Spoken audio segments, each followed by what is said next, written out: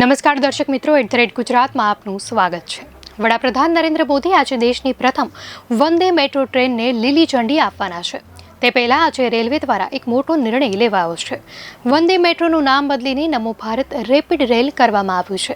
દેશની પ્રથમ નમો Bharat rapid rail Bhuj અને અમદાવાદ વચ્ચે દોડશે।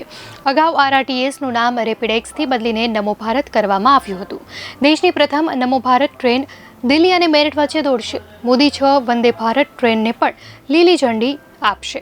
નોંધનીય છે કે આજે વડાપ્રધાન નરેન્દ્ર મોદી પ્રથમ Vande Bharat rapid રેલને flag of કરશે। પીએમ મોદી આવતીકાલે એટલે કે મંગળવારે 17 સપ્ટેમ્બરે પોતાનો જન્મદિવસ ઉજવશે। ત્યારે આ પ્રસંગે તેમના જન્મદિવસના એક દિવસ પહેલા તેઓ ગુજરાતના લોકોને દેશની પ્રથમ નમો ભારત રેપિડ રેલ ભેટ આપી રહ્યા છે। દેશની પ્રથમ નમો ભારત રેપિડ રેલ ભુજ અને અમદાવાદ વચ્ચે દોડાવાશે। આ ટ્રેન અઠવાડિયામાં માત્ર 6 દિવસ દોડશે।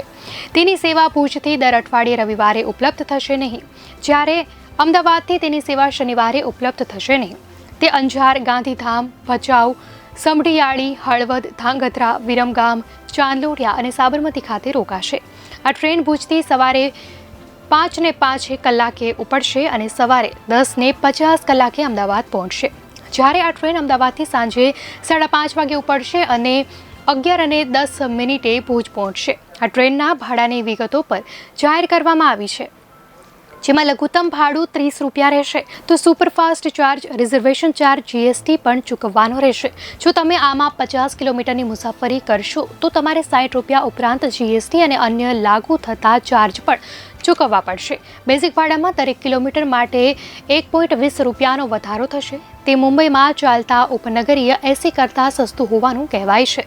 રેલવે મંત્રાલયે કહ્યું કે વંદે મેટ્રો ટ્રેનમાં 12 કોચ હશે, જેમાં 1150 મુસાફરો બેસી શકે તેટલી ક્ષમતા હશે।